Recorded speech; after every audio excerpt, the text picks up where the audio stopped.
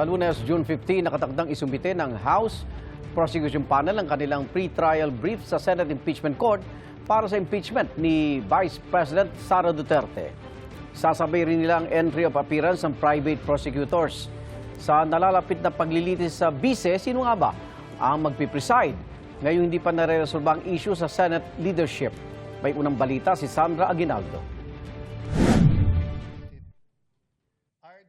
Ang nagpapatuloy na agawan ng liderato sa Senado may epekto sa impeachment trial ni Vice President Sara Duterte na inaasahang magsisimula sa July 6. Pwedeng hindi si Cayetano o Gatchalian ang mamuno sa impeachment trial, batay sa bagong lathalang pagbabago sa rules on impeachment.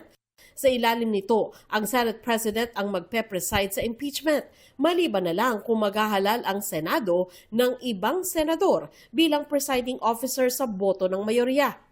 Panukala ni Senador Tito Soto, pumili sila ng senador na abogado gaya halimbawa ni na Senador Cheese Escudero o Senador Kiko Pangilinan na kasama nila sa binansagang new majority ng Gatchalian Bloc.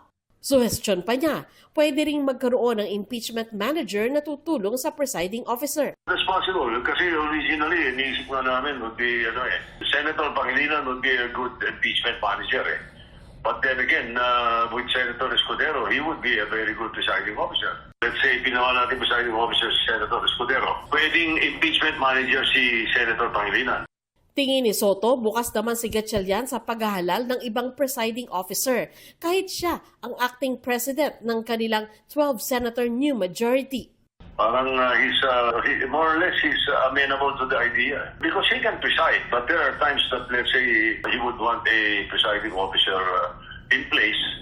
Kaya namin nilagay yung rule available. Ayon naman kay dating Senate President Franklin Drilon na veterano ng ilang impeachment trial, may advantage ang abogado, pero kaya din namang mamuno sa impeachment ng hindi abogado. It is an advantage if you're a lawyer because then you can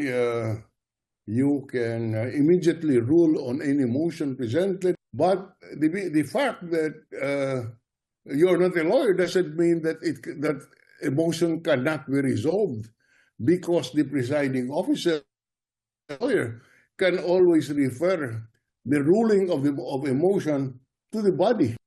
Inanunsyo naman ng House Prosecution Panel ang hanay ng private prosecutors na makakatuwang nila sa impeachment trial na inilarawan nila bilang mga bigatin at veteranong abogado. Nagboluntaryo ang mga ito at libre ang serbisyo ayon kay Lead Prosecutor Representative Jervil Luhistro. First batch pa lang daw ito at meron pang susunod. Sa Lunes, nakatakdang isumite ng House Prosecution Panel ang kanilang pre-trial brief na maglalaman ng kanilang ebidensya, testigo at mga argumento sa impeachment trial, kasabay ang entry of appearance ng mga House Private Prosecutor. Ito ang unang balita. Sandra Aguinaldo, GMA News.